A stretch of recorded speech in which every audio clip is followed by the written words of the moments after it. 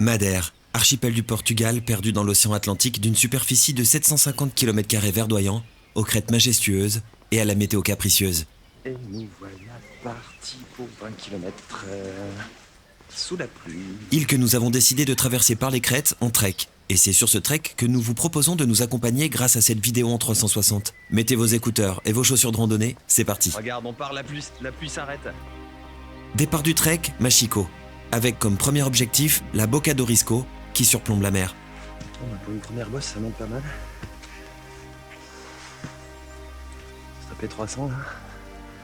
Direct. La première bosse est raide, mais la vue sur Machico et toute la côte nord vaut le détour. Vue sur Machico. Souris, oh, il y en a avant. Nous empruntons ensuite la Levada des Canichal, direction la Lorisilva, forêt classée au patrimoine mondial naturel de l'UNESCO. Les levadas furent créées dès le XVIe siècle par la nécessité d'acheminer d'importantes quantités d'eau du versant nord-ouest de l'île, plus arrosé, vers le versant sud-est, plus sec, mais plus propice à l'habitat et à l'agriculture, notamment de la canne à sucre. Toujours un peu de hauteur. La plus récente furent créées dans les années 1940. Madère est une île montagneuse, et la création des levadas fut une entreprise difficile, à laquelle furent affectés des esclaves ou des forçats, mais aussi des ouvriers salariés. Caillasse, avec ça de près. C'est pas qui dirait le contraire. C'est filmé.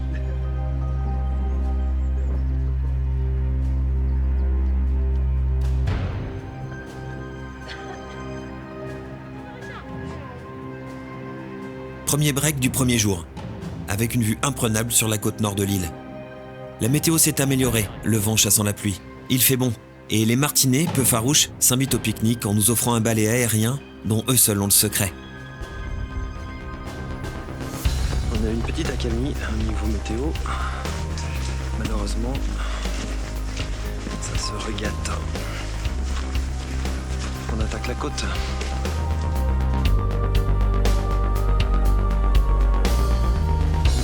Nous longeons la côte nord d'est en ouest, arpentant un chemin de randonnée qui offre Madère, petit à petit, pas après pas, goutte de pluie après rayon de soleil. Nous prenons conscience en nous éloignant de Machico de la beauté brute de l'île.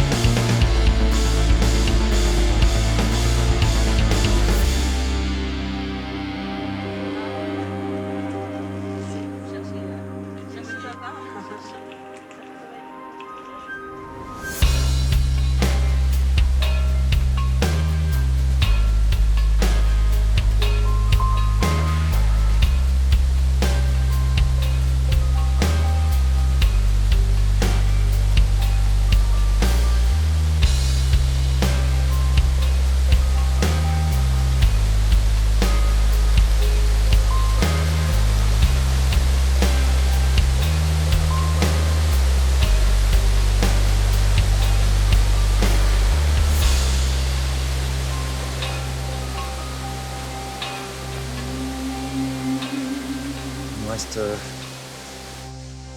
5 km avant d'arriver. Bon, première étape, à part la pluie tout à l'heure, c'est magnifique. Cette première étape, flanc de falaise, est tout bonnement superbe. Il manquait un peu de dénivelé à cette première journée. Nous réglons ce détail en remontant vers la Levada de Portela, direction Santo da Serra, par une forêt de toute beauté. Le bleu océanique laisse peu à peu place au vert végétal. Ça grimpouille là. Tiens. Voilà pour enfiler des perles. Ça grimpouille pas mal en effet. On prend 300 mètres de dénivelé supplémentaire et la marche de la première journée commence à se faire sentir. Il doit pas être loin là.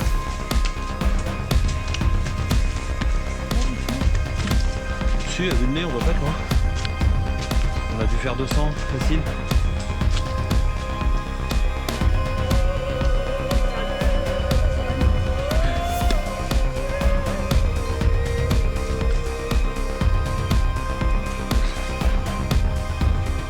Juste avant d'arriver à Santo da Serra, nous traversons une forêt dense colonisée par une fougère arborescente non endémique, la fougère de Cooper. On est dans une forêt primaire et on est à 4 km de notre point d'arrivée. Il fait une chaleur du mois. Fin de cette première journée. Jour 2. Et quel jour 2! Le taxi nous a déposés juste derrière le Pico de Arriero. Le dénivelé de la journée sera essentiellement négatif.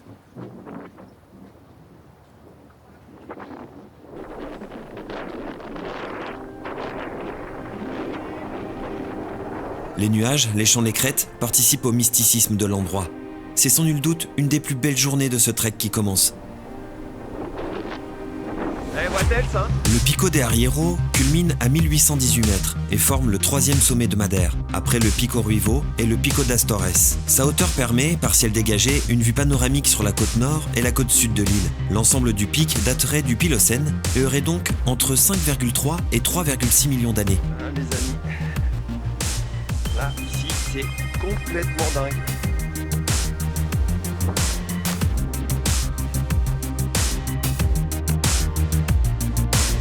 Du temps que la nature, en sa verve puissante, concevait chaque jour des enfants monstrueux, j'eusse aimé vivre auprès d'une jeune géante, comme au pied d'une reine, un chat voluptueux. J'eusse aimé voir son corps fleurir avec son âme, et grandir librement dans ces terribles jeux. Deviner si son cœur couvre une sombre flamme, aux humides brouillards qui nagent dans ses yeux.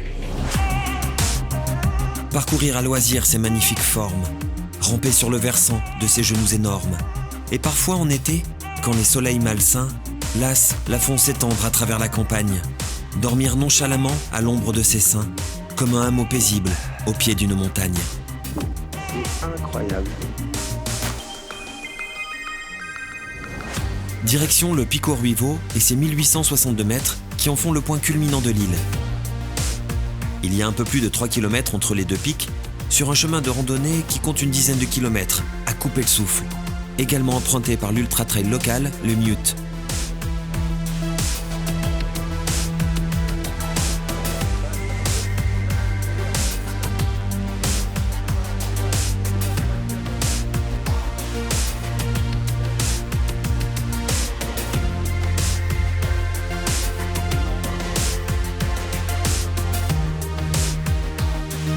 Cette section est vraiment extraordinaire. Nous marchons au-dessus et par les nuages, cernés de vide, de roches, de vent.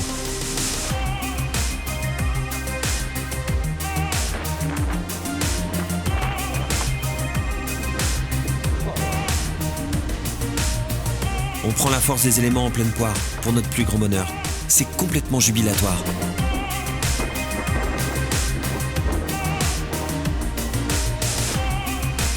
L'archipel de Madère est situé en zone subtropicale. Son climat est doux toute l'année grâce à l'influence océanique.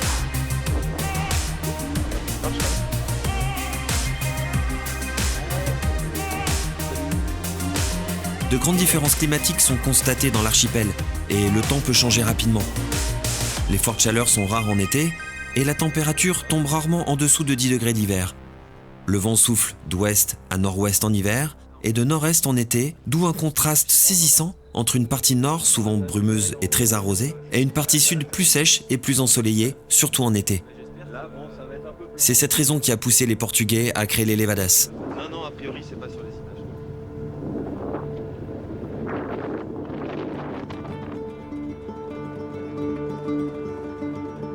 Non, j'ai rien fait de particulier.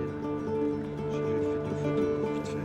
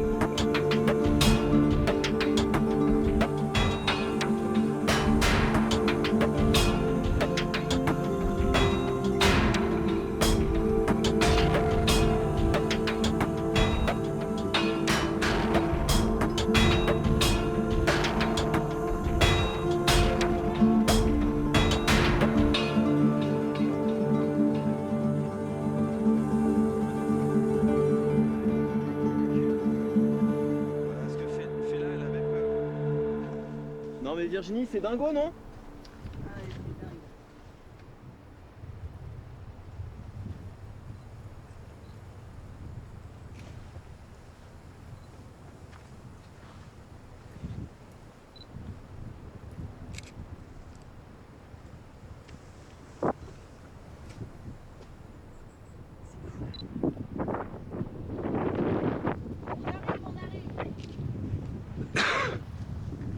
C'est vertigineux, hein.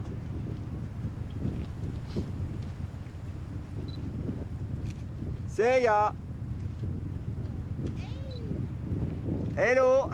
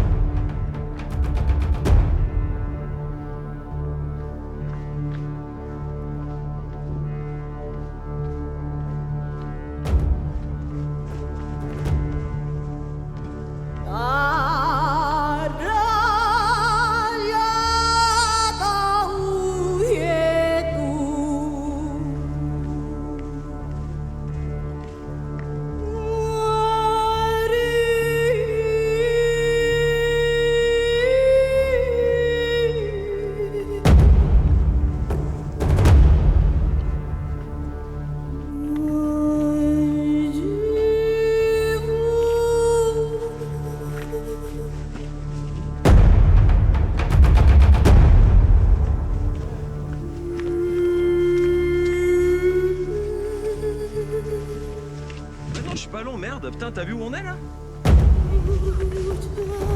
Non, j'ai envie de profiter de la life. Tu kiffes la vibe? Putain, 2 ans et demi que j'attends de venir sur ce chemin, c'est pas pour courir. Tout ça pour faire plaisir à une irascible. Je parle pas de toi, hein. Oh, c'est bon quoi. T'as vu où on est là? Oh. On peut profiter quand même. C'est juste dingo quoi. Non, c'est foufou là quand même. Hein. Tu te rends compte que c'est une partie du trail de l'ultra. Donc il y a des mecs qui courent à 18 km/h là-dedans quoi. Ah ouais. Moi je dis ça, je dis. Il faut arrêter avec le trail là. Pourquoi? Parce que on s'en fout. Là. Ben non mais c'est ouf. Je veux dire, comme tu le disais juste avant, c'est pas un endroit où il faut courir. Non mais les mecs qui viennent ici, Connaissent. ils connaissent déjà. Hein. Ils ont fait du repérage. Hein. Tu t'engages pas là-dedans sans savoir où tu mets les pieds. D'ailleurs, c'est un repérage, je l'ai dit à personne. Ah ouais, d'accord. Mais non.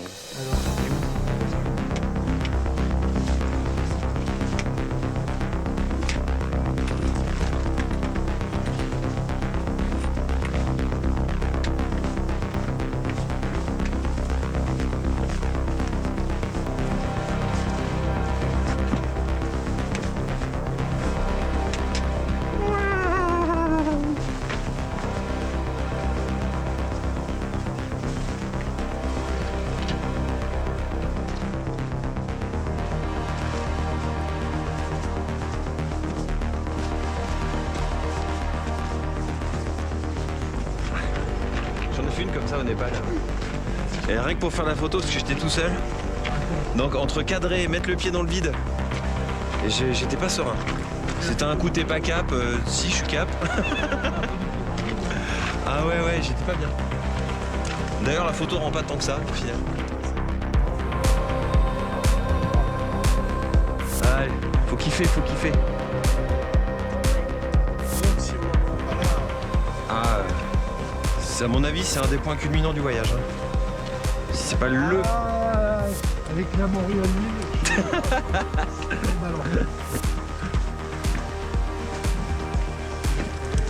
Moi, je trouve que c'est un peu de la merde.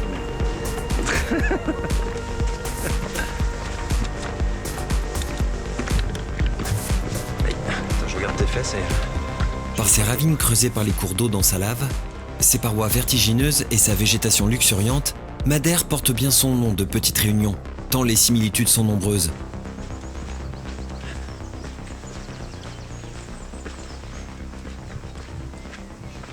Nous sommes maintenant bien redescendus du Pico de Arriero et allons remonter sur le Pico Ruivo en empruntant quelques tunnels typiques.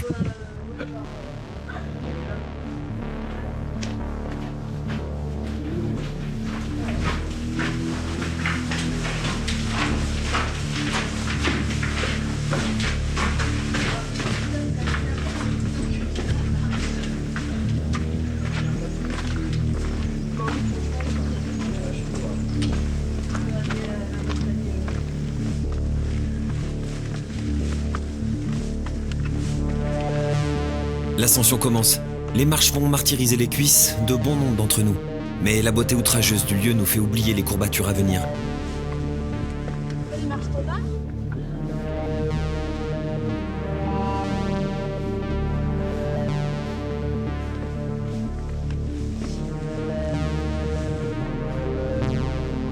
Des vues hallucinantes font suite à des panoramas majestueux, entrecoupés de tunnels sombres et piégeurs, parsemés de marches assassines, de coups de vent et d'oiseaux peu farouches. Nous marchons véritablement dans un lieu atypique. Il est difficile de ne pas céder à une contemplation longuette afin de ne pas briser le rythme du groupe.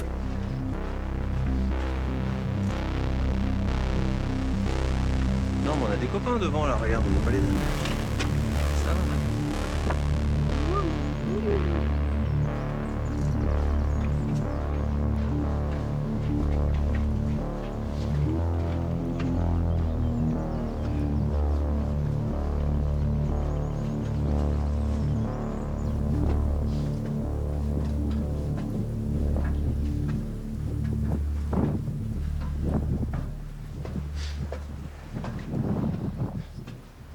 Je mets en haut, après je les développe, c'est 10 €. Ça me parle ça, je connais. Une pause s'impose avant la redescente vers le Pico Ruivo.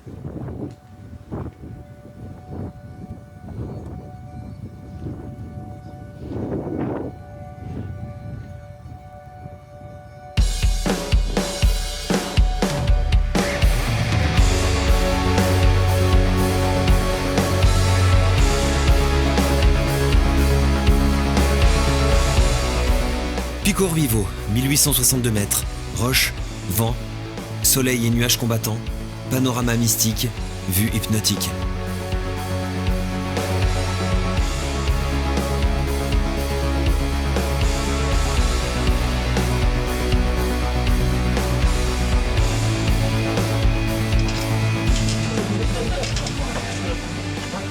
Nous continuons à descendre en empruntant toujours de multiples tunnels de l'Evadas. Direction la cascade de Caldero Verde. Le vent s'étue, la végétation mue. Jimmy, t'as digéré ton riz. Dis, ta salade, elle a fini sur ton mollet. Ah oui. Ah, il y avait bien un problème. La Levadas que nous longeons en direction de la cascade du Caldera Verde est impressionnante. Nous évoluons réellement au bord d'un précipice. Sensation de vide atténuée par cette végétation dense, mais pensée forte aux hommes qui ont œuvré ici au XVIIIe siècle à 980 mètres d'altitude pour apporter l'eau sur l'autre versant de l'île. Mais c'est vrai que ça pense à la Réunion par moment. Elle est carrément, ouais. Là, typiquement, c'est pas une végétation, mais de loin, regarde.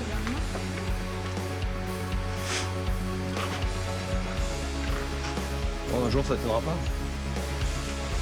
Mais un jour où ça tiendra plus. Ben, on sera déjà passé. Ah, j'entends Rich, non? J'entends mon frère en face. Je crois. Alors voilà donc cette fameuse cascade du Caldero Verde. Vague impression d'être un Christophe Colomb dans un remake d'Avatar. Caldero Verde signifie cirque vert. La cascade culmine à un peu plus de 100 mètres.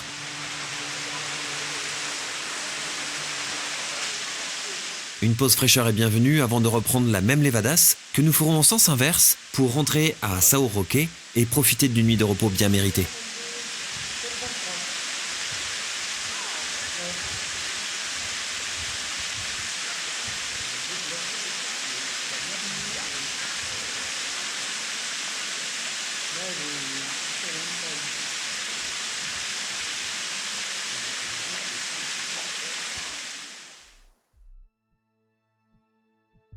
Jour 3.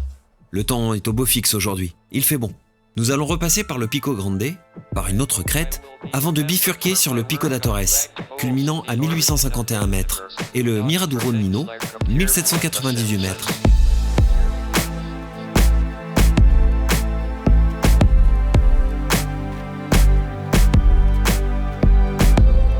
Mer de nuages, océan de granit, coulée végétale, la journée promet d'être mémorable.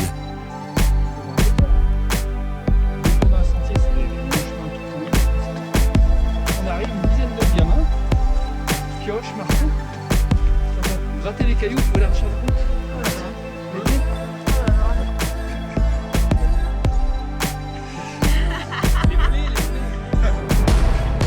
Le ciel bleu n'est pas arrivé par hasard.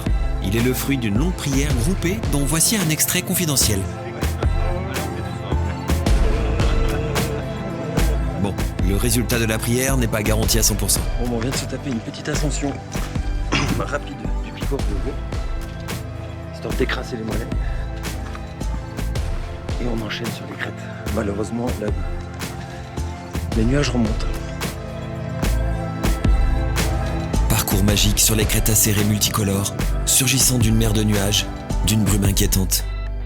Don't feel bad. Sometimes the smartest of us. Un incendie a frappé la perle de l'Atlantique en 2016, coûtant la vie à plusieurs personnes.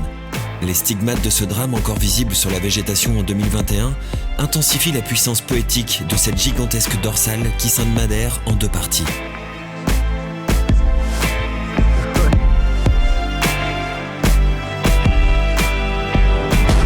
C'est d'ailleurs ce lieu qui inspira ces quelques vers authentiques à Seiya. Alors, puisque t'en es à poser questions sur le net et tout, tu fais du clap chiffré ou pas?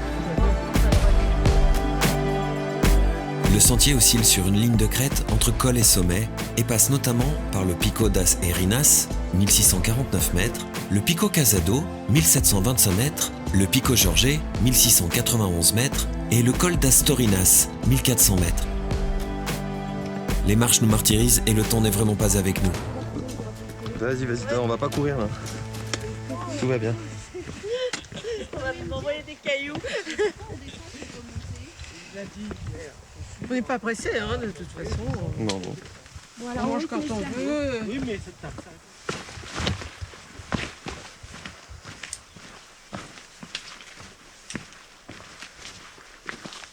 La brume nous laisse un peu de répit et nous laisse apercevoir le panneau nous indiquant le col d'Encumeada, culminant à 1083 mètres, que nous allons emprunter sous la pluie.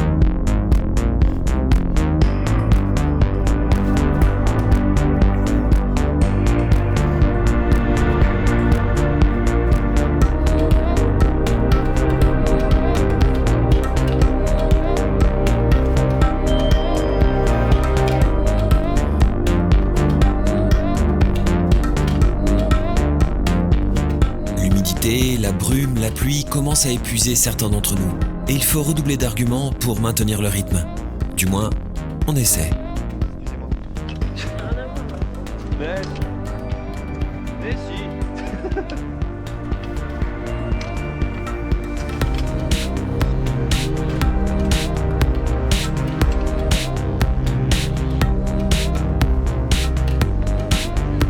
Nous avons quitté Avatar pour plonger dans Jurassic Park. Les T-Rex ne sont pas loin. Ça fait pas une tête de dinosaure aussi? Si, Une grave. belle tête de T-Rex. Mais grave. Ah ouais. Ah ouais. Heureusement qu'ils étaient pas si gros. Hein. Non, là...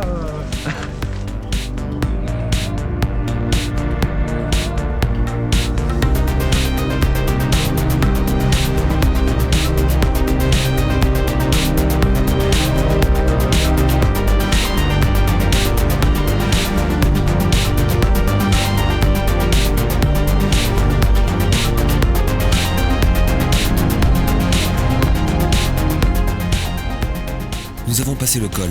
Comme par magie, la brume déclare forfait. Le panorama réapparaît, victorieux, tout de splendeur vêtu, et nous invite à la contemplation.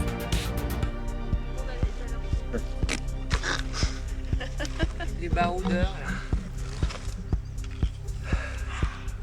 Ah, on peut rester là 2 heures, moi ça me va. C'est tellement beau là. On vient de chercher un hélicoptère. Oh non, je redescendrai. Hein. Mais c'est là le panorama, il est tellement beau. On va espérer qu'il soit bien posé ce caillou qui. Tu vois. Fais voir. Non, j'avais perdu. Oh, oh.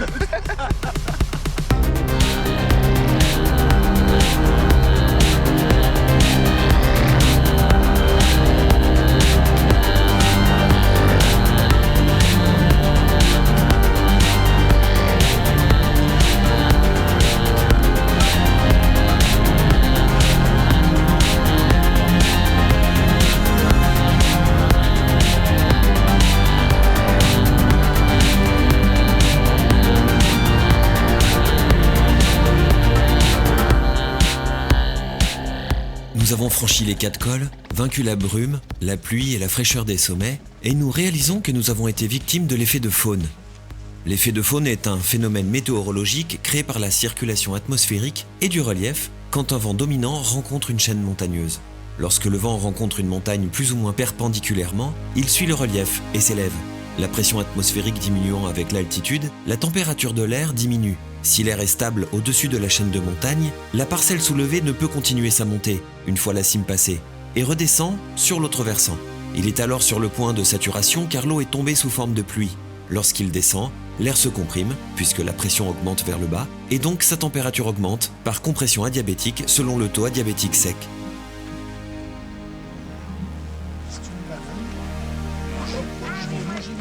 Ce petit cours météorologique fait, nous allons commencer notre descente vers Nkuemeada, ligne d'arrivée de cette journée. Après un break restauration rapide, nous reprenons la marche dans les marches. Fléchis un peu les jambes, tu t'assures bien avec tes bâtons.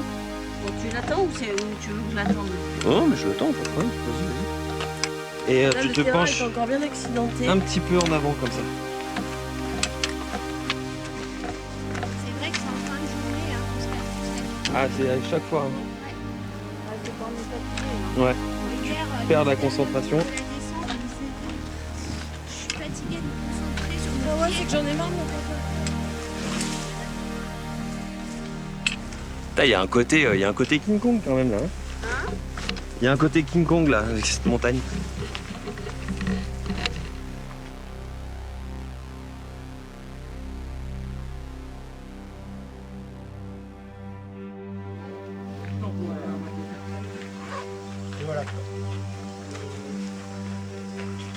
Il y en a toujours qu'un qui marche, hein, chérie. Pour cette 4e journée, nous partons directement de notre hôtel d'Nkuemeada et allons rejoindre le plateau Pol da Serra en suivant la Levada do Norte. Cette Levada est longue de 65 km. Elle longe le versant sud de la vallée de Ribeira de Serra Agua, qu'elle domine d'un à-pic de plus de 550 mètres. Sur son parcours nord, elle traverse 3 tunnels de presque 1 km de long. Frontal obligatoire.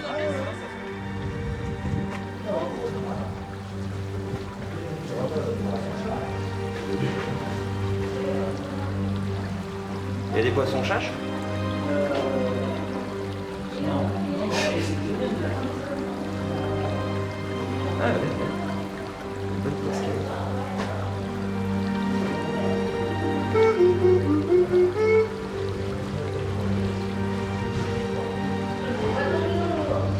Bon, tu vas pas te noyer. Hein.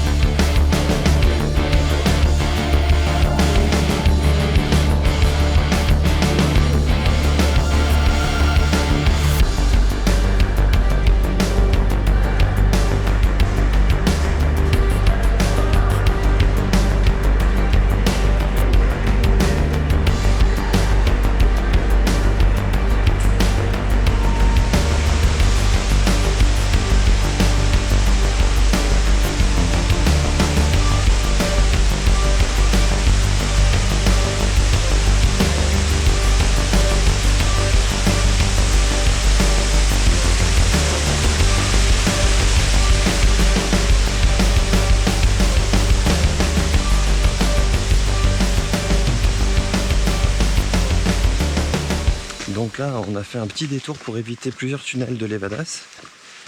On passe par-dessous, il y a un petit chemin dans la forêt primaire. On va rejoindre le sentier un peu plus loin. Et cette forêt est de toute beauté. Nous sommes redescendus en effet. Beaucoup. Et quand on descend, il faut généralement remonter. Celle-ci est plutôt violente. Les discussions se font plus rares.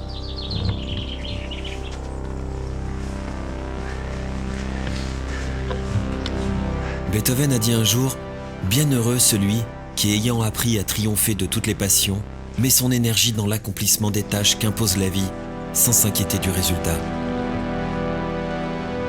Et là, le résultat est à la hauteur de l'accomplissement. Décor magistral. Encore. Marie, Antonio?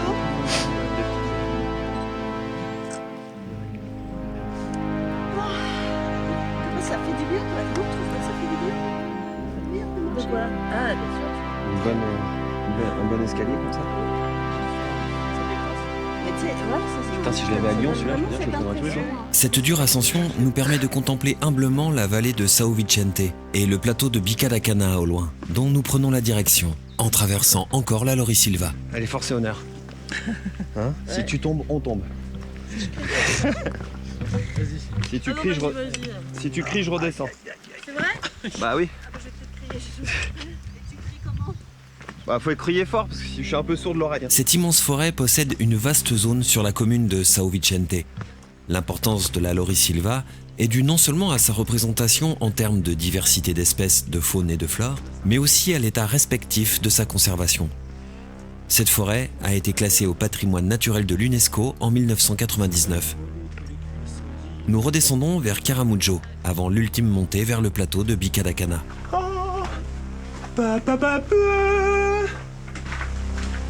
Alors là, c'est vraiment ça.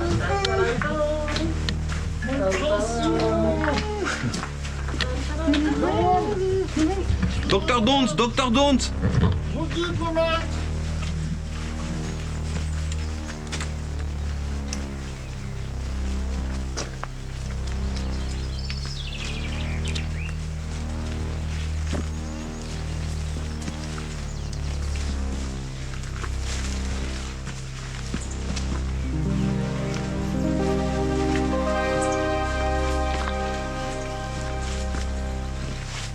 Le plateau de Bica da Cana possède peu d'intérêt pour des trekkers en quête de nature sauvage.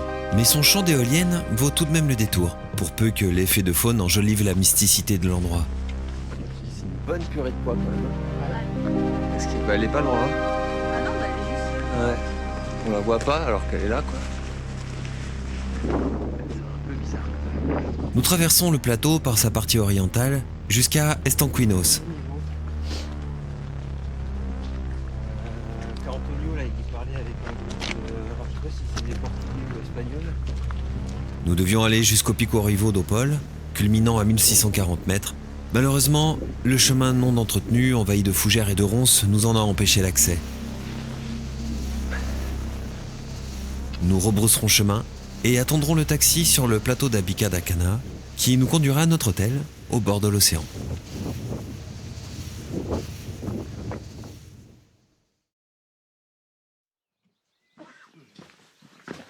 Jour 5. Jour 5. Nous poursuivons la longue traversée du plateau de Pol da Serra depuis Assobiadores. Nous pénétrons à nouveau dans la Laurie Silva et basculons au fur et à mesure sur le versant nord de l'île.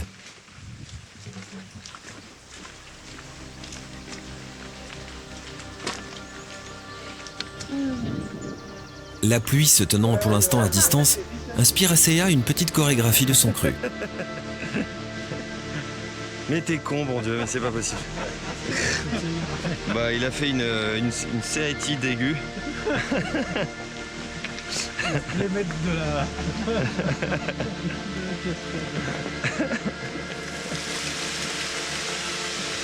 Nous avons rejoint la Levada do Risco, qui nous emmène jusqu'à la cascade du même nom. Cette cascade fait partie des plus belles de Madère.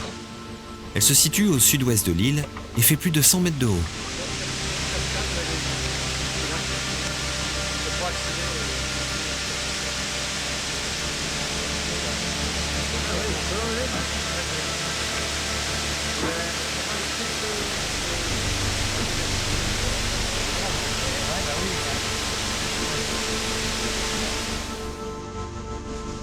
Après une pause rafraîchissante, nous reprenons la marche.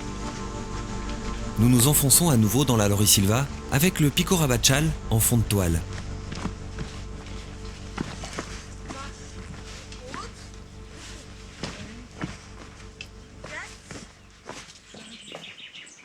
Direction le plateau de Fanal, en passant par la Levada des 25 sources. Pourquoi 25 sources? Parce qu'il y a 25 cascades.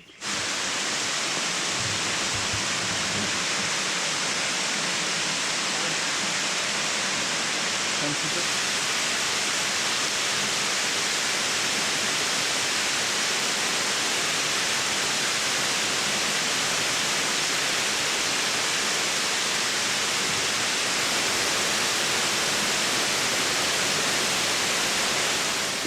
Allez, courage. Si la cascade est belle La méthode la plus simple, c'est un pied devant l'autre. et la descente plutôt courte, l'ascension promet de piquer un peu. Première bosse du 5e jour. Sous la pluie, pour changer. De la pluie, mais la pluie rajoute un petit charme. Ouais, ça a un petit côté mystique. Et franchement, à la limite, je préfère ça que 35 degrés quoi, au soleil. Quoi. On se console comme on peut. Nous voilà arrivés sur le plateau de Fanal.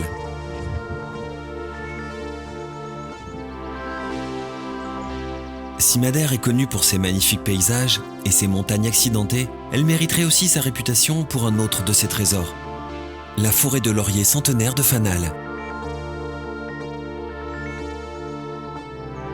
Certains de ces lauriers auraient plus de 600 ans, 6 siècles à être balayés par les vents, la pluie et la brume. De quoi avoir une forme atypique. Il y a 15 à 40 millions d'années, une grande partie de l'Europe du Sud était couverte par ce type de forêt de lauriers.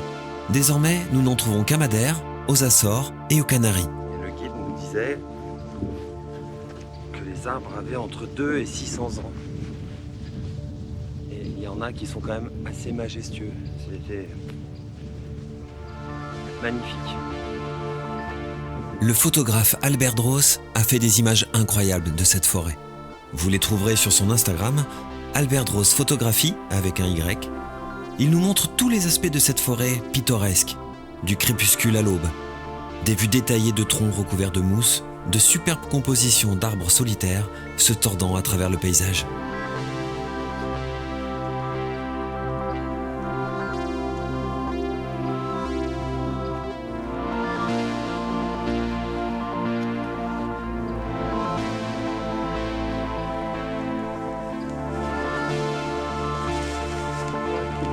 Fin de cette 5e journée.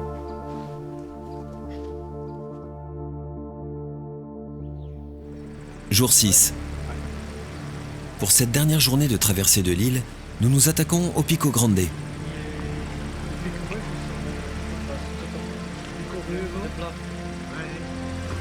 Et une fois n'est pas coutume, il fait grand beau.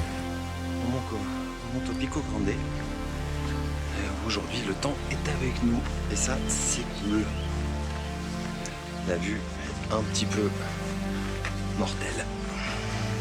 L'accès au sommet du Pico Grande se fait par un sentier assez chaotique en fin de parcours, mais de difficulté modérée, de 9,2 km et un peu moins de 700 mètres de dénivelé positif.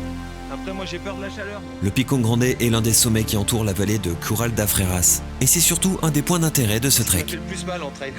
L'effet de faune que nous apercevons au loin n'est plus qu'un mauvais souvenir.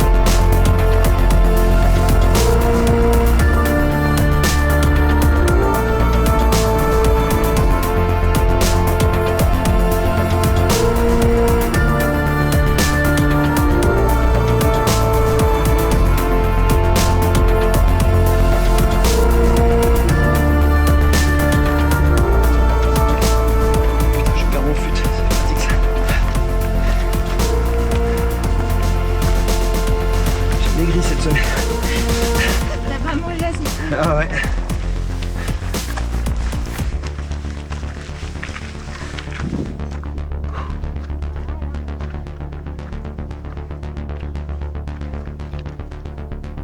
Oh yes.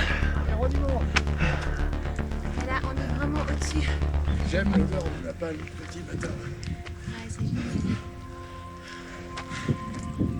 Nous passons d'abord par le Pico do Cavallo, qui grimpe à 1349 mètres, pour enchaîner sur le Pico des Serradino, qui culmine à 1443 mètres. La vue sur toute la vallée est dingue. Ciel dégagé, nous pouvons contempler Corticeras et Balseras en contrebas.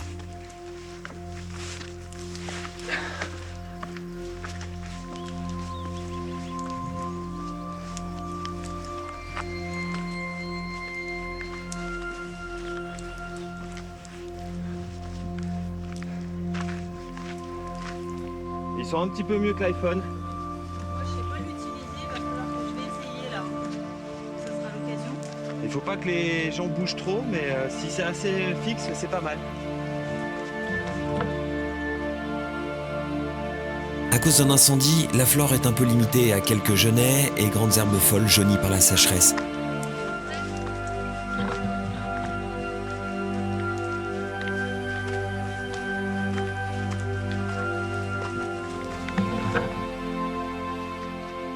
Ouais, celle-là, elle pique un peu. C'est que 650, mais sur 5 kills. Et tout le dénivelé sur la fin, ça picote. Donc on va là-haut.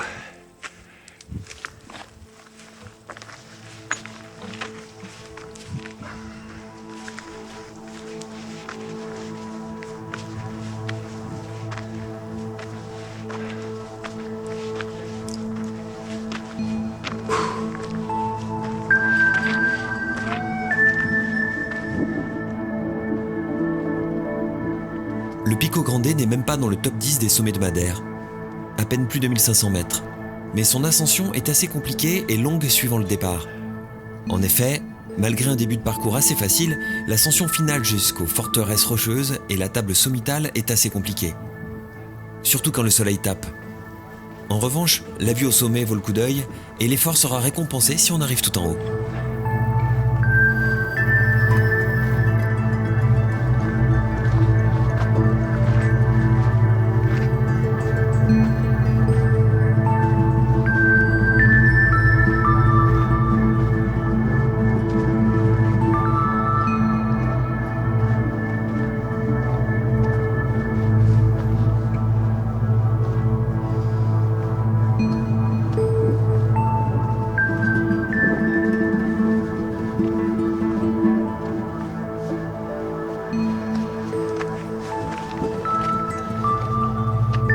Alors, fallait pas monter sans les sacs? Il a pas dit qu'il fallait monter sans les sacs? Ouais. On va se faire engueuler?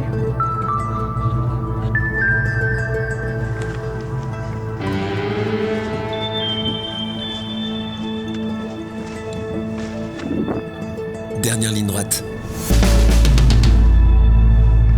Bon, ça va être pratique de filmer et de se tenir.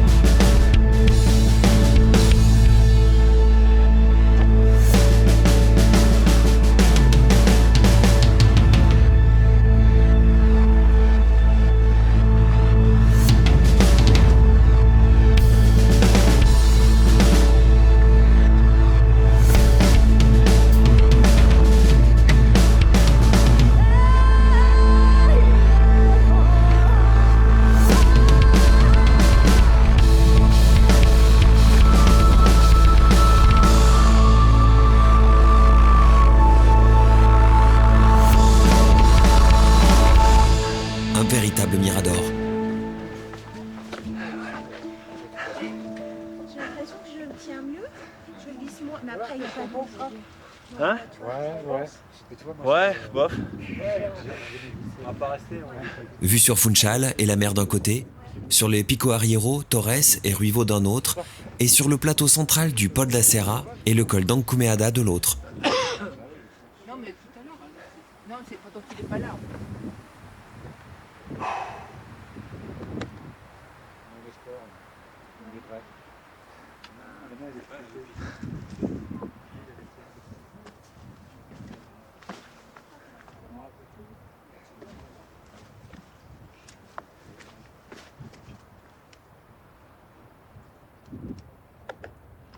C'est l'heure de rentrer. Certains passages sont dangereux car ils surplombent la caldeira de Curral das Freiras de quelques 600 mètres par endroit. Sujet au vertige, ne pas regarder en bas.